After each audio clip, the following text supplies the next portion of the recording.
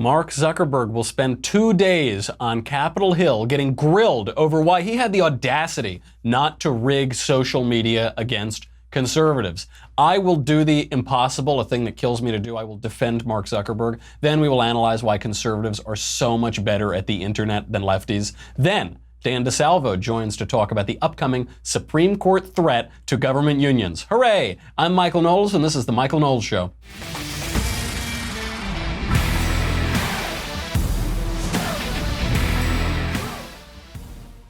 A lot to talk about today. I can't believe I have to defend Zuckerberg. That is going to absolutely kill me. That's why we're going to stack it and talk about how awful public sector unions are at the end of the show and how great this upcoming Supreme Court case hopefully will turn out to be. Before we do any of that, we've got to keep the lights on here. And I want to thank everybody for using our sponsors. We have great sponsors on this show, and they help keep us, in a studio. But much more importantly, this particular sponsor, Blue Apron, keeps me fed because obviously Ben hasn't paid me in God knows how long, and so at least I get the scraps, that come in. And these are much more than scraps. This is delicious food delivered right to your door, and there are new recipes all the time. Blue Apron is the leading meal kit delivery service in the U.S. And everybody's heard about it. All the cool people have Blue Apron. All your trendy, cool friends have gotten it. You should get it too if you haven't tried it. A lot of people don't know, though, about the types of meals you get when you cook with Blue Apron. So you might think it's some boring, whatever,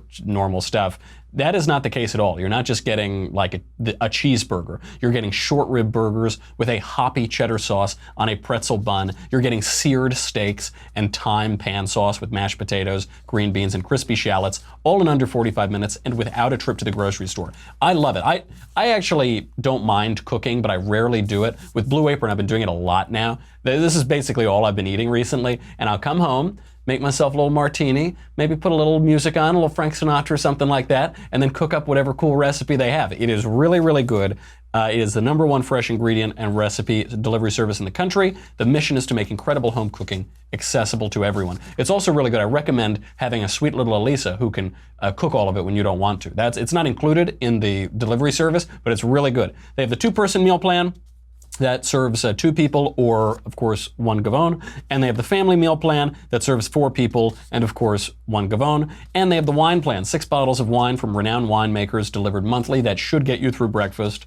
A lot of wonderful upcoming meals here. So I can't recommend this service highly enough.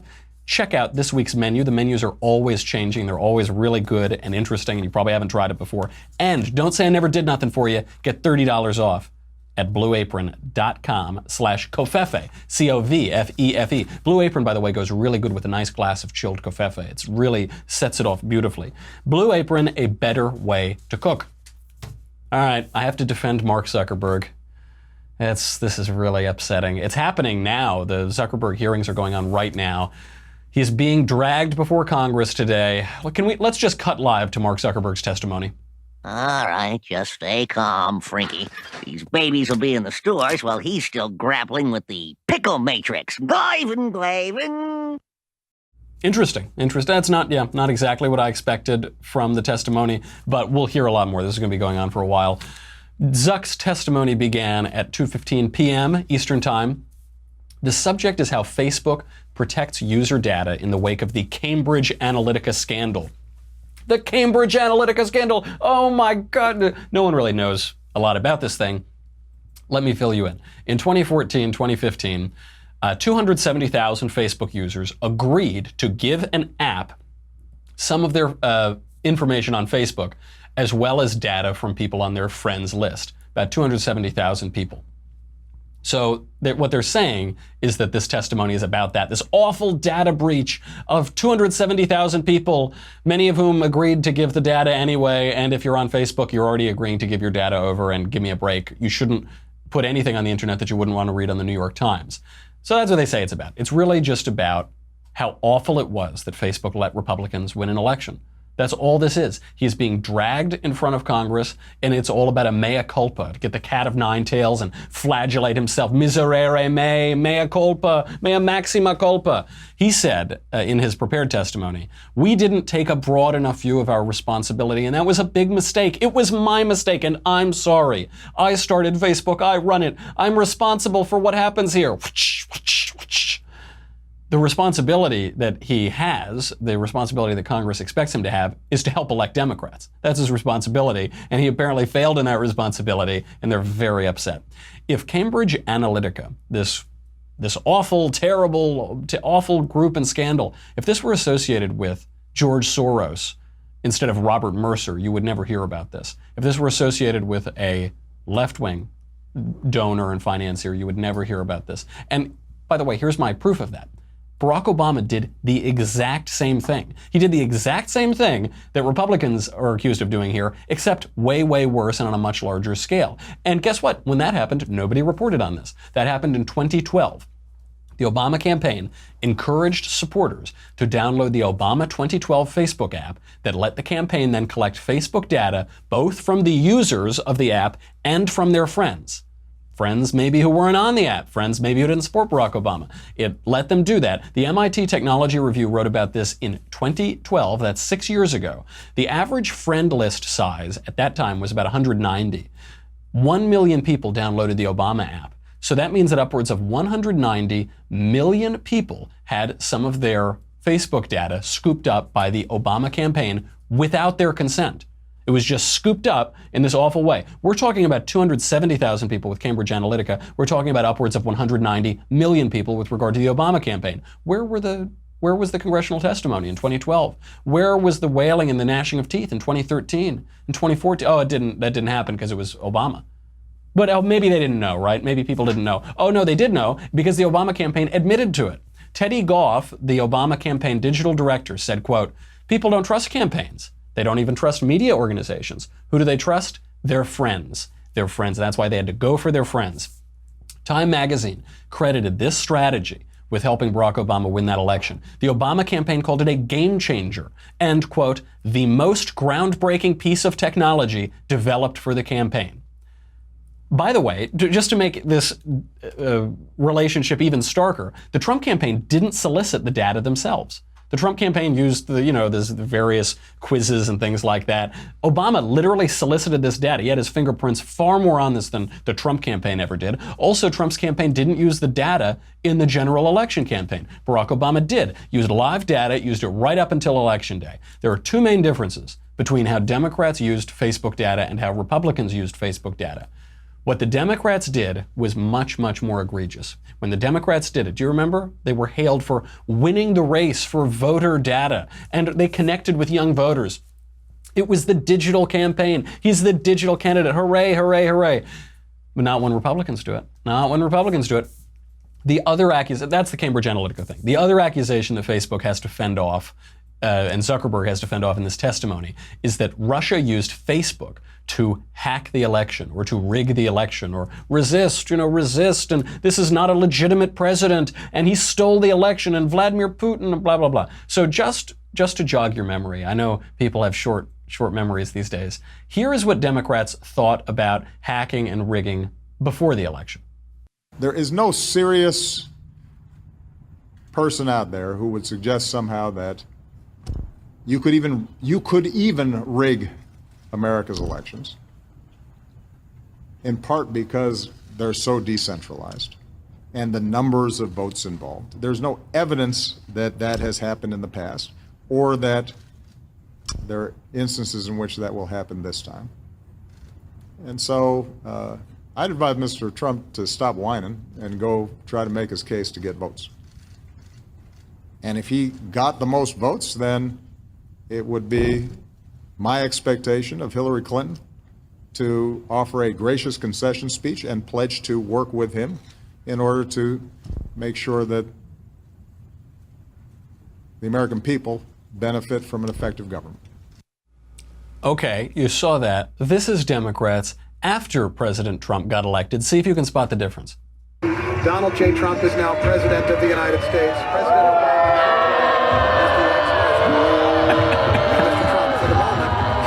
for the what a great honor to be able to introduce for the first time ever anywhere the 45th President of the United States of America, Donald.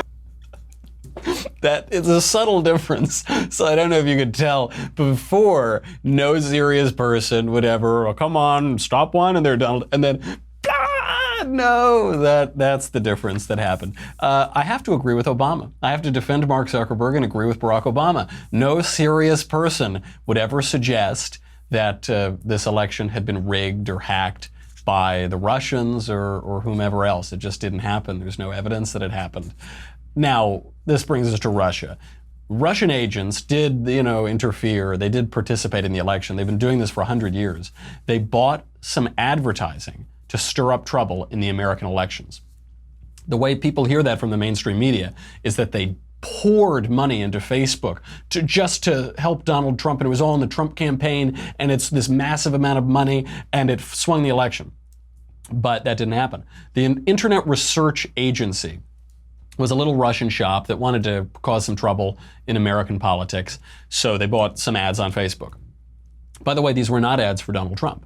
They bought issue ads. They bought issue ads that were specifically on divisive issues, so race or gay rights or gun control, things that Americans are really divided on. That's what they bought ads for. There wasn't actually a lot of interference compared to the usual propaganda. To put this into perspective, Trump and Clinton spent a combined $81 million on Facebook ads during the election. $81 million. The Internet Research Agency spent $100,000. That is 0.05% of the amount of money spent on just Facebook ads by the candidates during the election. Negligible, nothing, nobody suggests it had any effect at all, especially because they weren't even ads for Donald Trump.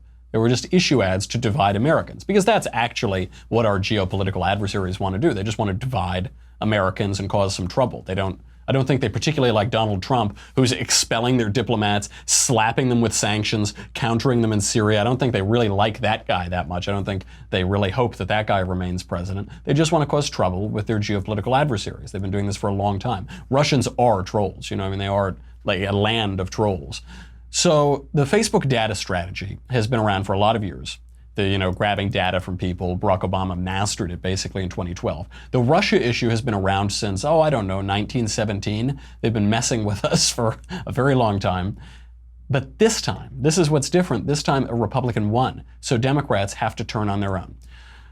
And he is one of their own. Mark Zuckerberg is one of their own. He is a lefty. Make no mistake about this. If you ever go into the Facebook offices, it is like left-wing Candyland. And, Facebook is always touting all of these lefty things, lots of rainbows and, pro-immigration and pro-amnesty and all this.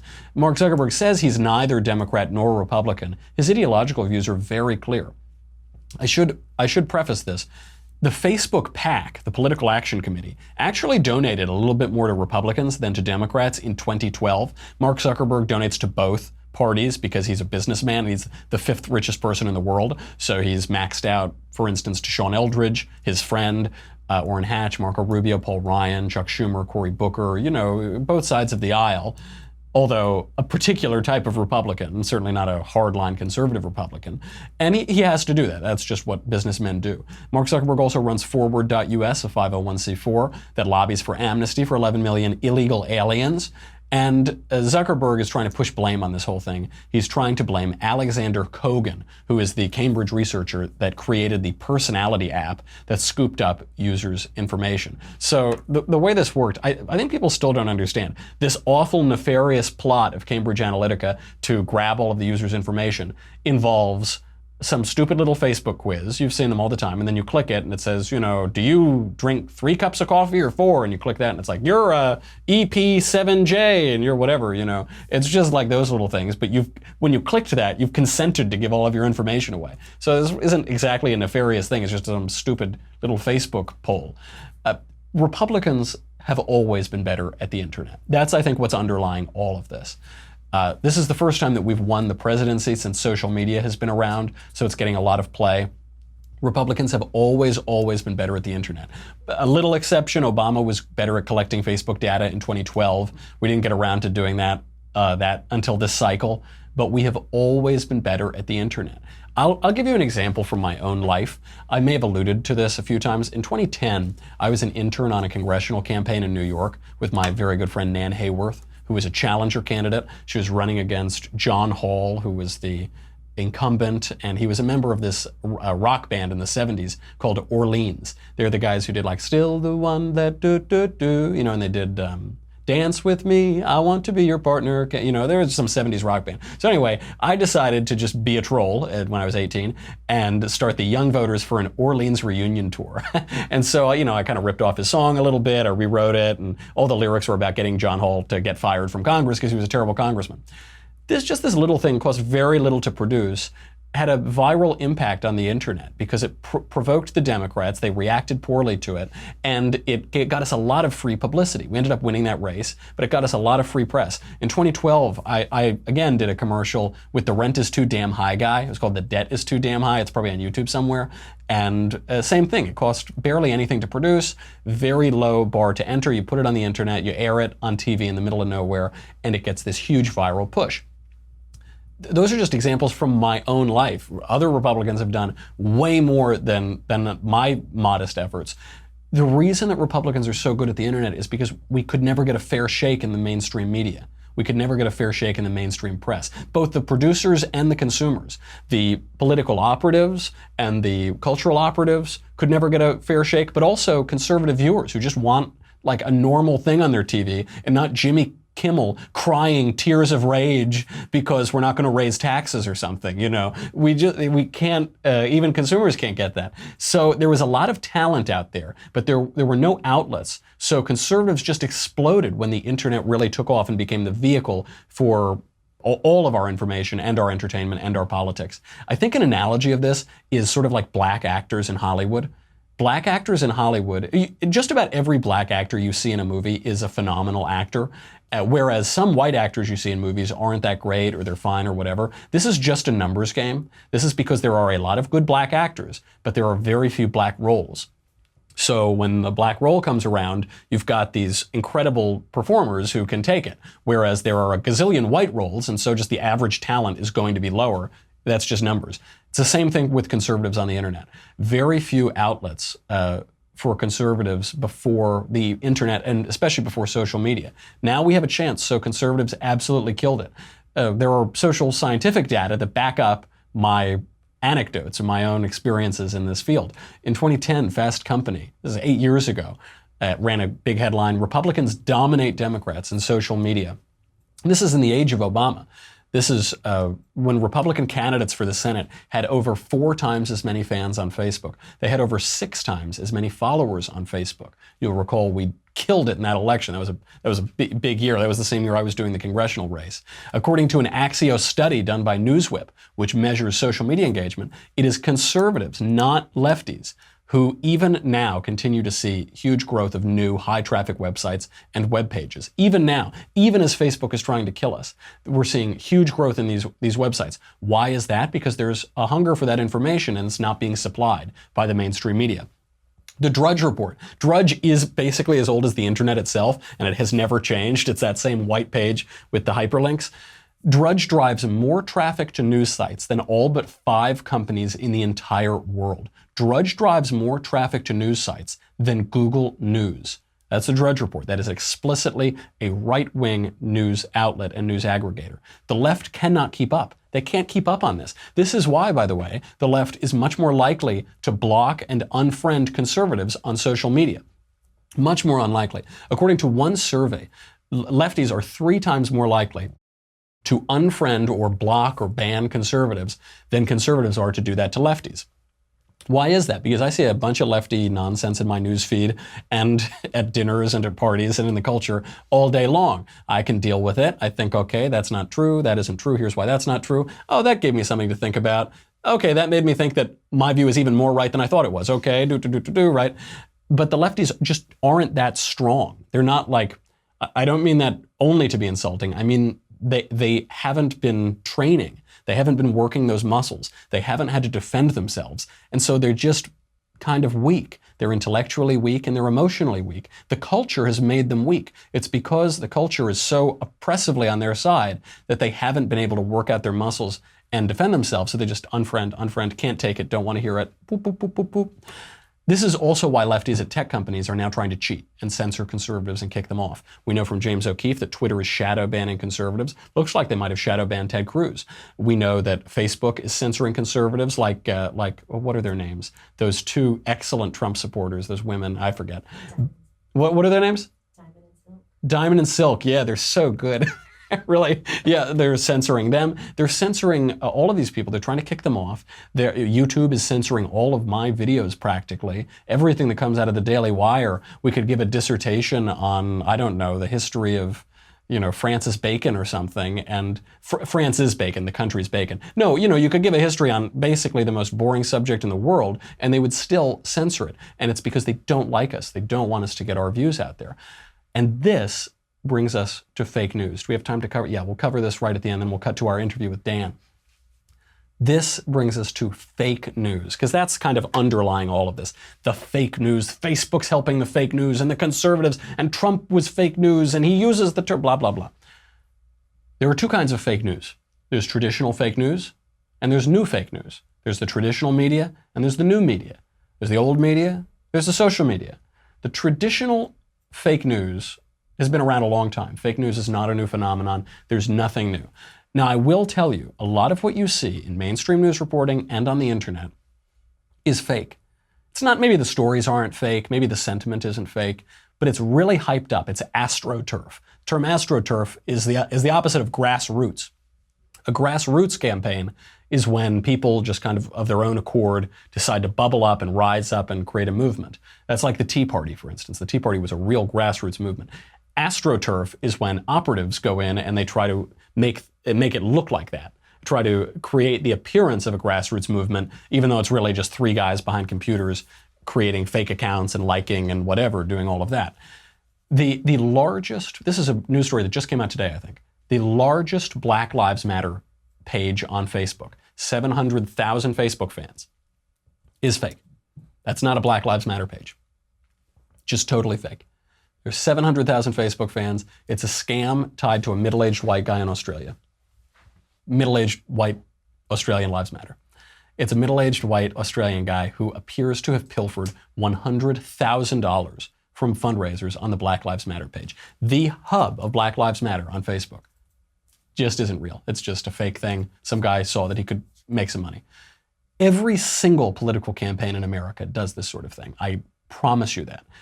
So many of the groups and the pages on Facebook are created by political operatives who want to be able to wrangle people, marshal public opinion, get clicks to different websites, raise some money, fake accounts, fake likes, astroturfed campaigns. There are whole agencies that do this. I've been on a lot of campaigns. I've dealt with a lot of these guys. I've seen it happen. It happens all the time. This is not really anything new. It's new to happen on Facebook.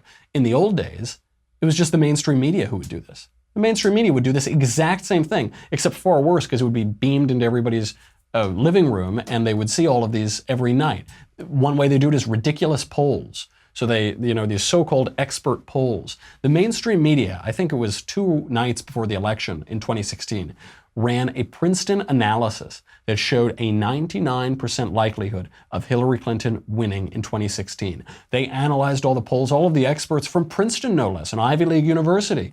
They found that there was a 99% chance that Hillary would win. And what that really means is, don't go to the polls, Republican. It's over. Don't go. Who cares? It's not going to matter. Stay home.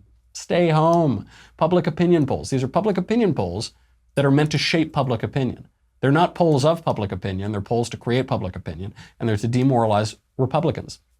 This isn't to say the polls are always wrong. Sometimes they're right. In 2012, the polls were basically right, but very frequently they're used in races around the country to push public opinion. This is why, by the way, political campaigns commission polls. Polls are very expensive to undertake, and campaigns do it so that they can push public opinion. They can change the wording of questions in such a way that you get a number, then you report the number, and if you're a Democrat, the mainstream media tout the number, and they try to convince Republicans to stay home because it's a lost cause.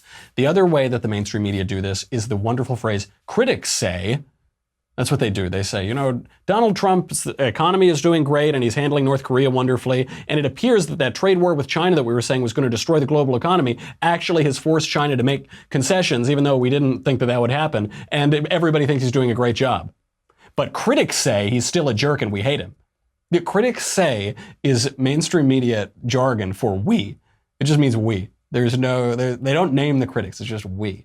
Now, because of the internet, because of social media, this is much less one-sided. There's still fake news. There's still going to be a little Russian person trying to sow division. There's still going to be Democrats freaking out. There's still all of these things. But this Mark Zuckerberg trial is a show trial. This testimony is a show trial. It's meant for him to say, I'm sorry that Republicans finally won. I know that we don't like Mark Zuckerberg on the right because he's a huge jerk to us and he's a big lefty. We have to defend him on this. This is just absolutely outrageous because this entire episode is about punishing Facebook for not punishing conservatives. That's all this is about. Okay, we have got to talk about what we can only hope is the imminent demise of public sector unions in the United States. We're going to do that with Dan DeSalvo, fellow at the Manhattan Institute. But first, I got to say goodbye, don't I? We've got to say goodbye to Facebook and YouTube. It's that time, folks. Sorry. If you are on Facebook or YouTube, it's probably all shut off now. The Democrats have finally said, we've had enough, Mark. We've had enough. Until you start electing more Democrats, it's all over. So it's too bad, but I guess I'm just talking to the wall right now. Please go to dailywire.com. If you're at dailywire.com, thank you very much. You help us keep the lights on here. It's very, very kind of you. You keep covfefe in my cup. If you're not, you can join. It's $10 a month, $100 for an annual membership. You get me. You get the Andrew Klavan Show. You get the Ben Shapiro Show. You get the conversation, which is coming up. The conversation's today, isn't it? Conversation's at 5:30 today, 2:30 Eastern Time with the one and only, the inimitable Andrew Klavan, the Supreme Lord of the Multiverse. There is still time. It's not too late for you. You can log in, subscribe to the Daily Wire, log in right now, go to the mailbag page, and you will be able to get the monthly Q&A and Ask Questions hosted by Alicia Krause. We will answer any and all questions from politics to the personal. Andrew Klavan will tell you how to run your life, and then you can take the opposite advice, and then you'll be all right. Only subscribers get to ask the questions. It's free for everyone to watch, but only subscribers can ask. So many are called, few are chosen. Go over there right now to ask a question. As a subscriber, log into the website, dailywire.com, head over to the conversation page to watch the live stream. After that, just start typing into the Daily Wire chat box. Drew will answer questions as they come in for an entire hour. Subscribe to get your questions answered by Drew today. It's coming up Tuesday, April 10th, 5:30 p.m. Eastern, 2:30 Pacific. Join the conversation. But that doesn't matter. You get this. The Leftist Ears Tumblr. You saw that woman who just screamed, no, no, no, Trump won. There are more election victories coming, folks. There are more coming because we're really good at the internet, and the internet is the future. Make sure you get this or you will drown, and everybody will be very, very sad. Go to dailywire.com. We'll be right back.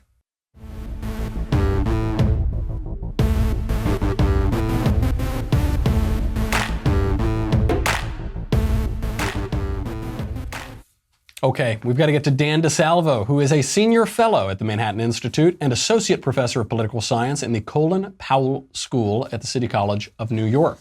I sat down with Dan to discuss the upcoming Supreme Court decision in Janus versus American Federation of State, County, and Municipal Employees, Council 31, which could seriously, finally, hopefully, weaken government unions in the United States. Here is our conversation. An Illinois state child care specialist is decided that he does not want to pay his $45 per month fee to his union bosses. He never had a choice in the matter. They just started taking it out. And a lot of times with Supreme Court decisions, this has gone all the way up to the Supreme Court, a lot of times they have a little something to do. There's like a nice providential twist on the name. So, the case of Loving versus Virginia is a case about who you can marry. And, you have Barack Obama trying to, the Little Sisters of the Poor suing the Obama administration. You couldn't make a better name than that, Little Sisters of the Poor. And I really like that this is a child support specialist because it's a guy who doesn't want to have money taken out of his paycheck. The Supreme Court will soon decide Janus v. American Federation of State, County, and Municipal Employees, Council 31. This is being billed as the most important labor decision in decades. We are joined by Dan DeSalvo. Dan, what are the stakes here? Well, the stakes are very high. This case portends to have the biggest impact on public sector labor relations in probably 2 generations. I think it's important to stress that this isn't going to change anything in the private sector labor market, which is where 4/5 of workers are, but it will have a big impact on state and local government employment. You know, no less a labor advocate than Franklin Delano Roosevelt opposed public sector unions or government unions. He observed famously that it is impossible to bargain collectively with the government because nobody in that negotiation really has anything at stake except for the taxpayer, who obviously is not at the bargaining table. How did we even get public sector unions in the first place? Well, it took a long time, and their trajectory has been totally different than private sector unions. Private sector unions were around since the late 19th century and really took off in the 30s under FDR. But public sector unions really didn't get going until the 60s and 70s. And that's because they're governed by state rather than federal laws. So the legal regime is different and their historical trajectory is completely different. Speaking of those states, in 2005, then Governor Mitch Daniels got rid of public sector unions with the stroke of a pen, and there wasn't much hubbub about all of that. Then 6 years later, Wisconsin Governor Scott Walker tried to do it, and he ended up getting recalled because of it, or he ultimately won that recall election, but he was protested. There were crazy demonstrations all over Wisconsin. How has public opinion changed over time on this issue? And maybe more importantly, how has legal opinion changed over time? That's a great question. What's changed is the public's become aware of this arrangement, which is collective bargaining in the public sector. You could say that from their creation in the 60s and 70s, public employee unions were really operating sub rosa. Unless you were a public employee or had one in your household, you probably weren't really aware of their existence, and they grew up to become powerful political players. And it really wasn't until about 2005, or really in the early parts of this century, that people started to take notice of the power that they were wielding in politics, and some people like Mitch Daniels started to want to do something about it. Then Governor Scott Walker came along with Act 10, which is his signature piece of legislation, and that obviously brought the issue to national and international attention. So I think the public is now much better informed than they were 10 years and certainly 20 years ago about what public sector unions are and how they operate. That is certainly true. And even talking to people in politics, they don't always understand the distinction. They just hear union and they say, oh, well, I'm in a union, or my father was in a union, or something like that. You argued in the New York Daily News that public sector unions are not only bad for the taxpayer, which they doubtlessly are, but they're also bad for the workers as well. How's that? Well, it's bad for some workers like Mr. Janus. That is, in states like New York and elsewhere, people don't want to be a member of the union. Well, they can't be forced to be a member, but they can be forced to pay the union as a condition of employment. And it's a curious relationship because there's not many other sectors of employment where you're forced to pay into a group that's so extensively involved in politics in order to take your job, which may or may not have anything to do with politics. So that's one thing that's really unique about it. And I think that's why for some workers, it's not a great deal. You could also say that certain bargaining strategies that the unions employ, while they're trying to represent all workers equally, that may mean that high-performing workers who might benefit from higher salaries or deserve them aren't going to earn those higher salaries because the union's strategy works against that. That's right. The union strategy of basically putting a ceiling on what they could perhaps get otherwise. And this is maybe why you see a discrepancy in some numbers. There are almost 15 million union members in the United States, 14.8, and there's a huge difference between the number of private sector and government worker union membership. So 6.5% of private sector workers belong to a union. Over 30% of government workers belong to a union. Now, is this because union busters in the private sector are preventing the workers of the world from uniting? Or is this because workers don't want to shell out their hard-earned money for the political activities of their union bosses? Well, the private sector story is again, really different. I think one of the points that needs to be stressed is just how we're talking about really two different worlds here. And for years, people saw public and private sector unions as the same thing. And that was one of the justifications for importing the private sector model into the public sector.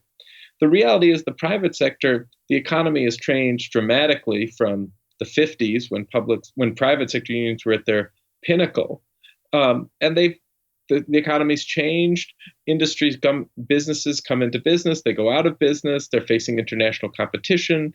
The service sector economy has been notoriously hard to organize. So private sector unionism has suffered multiple and different challenges over the last 30 years. The public sector, in comparison, is an island of stability. That is because government doesn't go out of business. It's largely a monopoly provider of many services. So it's not facing any competition from employers abroad or other business firms. So it's really a different reality in the public and private sectors. My final question is basically a political question, though I suppose it's a legal question too. Justice Gorsuch, during the oral arguments, has been quiet. And that could be a good thing. That could probably just be a good thing. Are we going to see another 5-4 decision here? And if so, should conservatives throw a ticker tape parade for Donald Trump? Well, I think we're probably very likely to see a 5-4 decision in this case, in part because the case was in some sense already heard 2 years ago in a prior case called Friedrichs versus California Teachers Association, which was in many respects identical. And due to Justice Scalia's untimely death, the court deadlocked 4-4. Now, we don't know which justices constituted the 4 opposed and the 4 against on the decision. I wonder if I had a crystal ball. We have a good supposition that it was lining the 4 conservative justices against the 4 liberals. So really, in this case, Justice Gorsuch is the only, let's say, swing vote. But I think people that follow the court closely see him as probably pretty solid on this, and his not asking any questions in this case isn't really telling either way, and we're likely to see a 5-4 decision running against the unions. Is there any better news to leave on? That is a really wonderful, wonderful bit of news. Dan, thank you so much for being here. We really appreciate the analysis because, when you look at these issues, for so many decades, people couldn't really tell, what is this union? How is this different? What is the, people only want to look at the really saucy Supreme Court decisions, but issues like this, collective bargaining for government union workers or government workers, they can have huge, huge effects on federal budgets and on how our government works and our relationship to the government. So it's good that we have probable good news coming out. Thanks for being here. My pleasure. That's some good news to end on. That is some really good news to end on. Before I go, I would be really remiss if I didn't send out a special message. It's a special day. If you've been on Twitter, you've seen it's National Siblings Day. So I'd just like to wish a happy National Siblings Day to my twin, Rachel Maddow. It's been really nice having you around all these years, and so happy National Siblings Day to you, sis. That's our show. I'm Michael Knowles. This is The Michael Knowles Show. I will see you tomorrow, and we'll do it all again.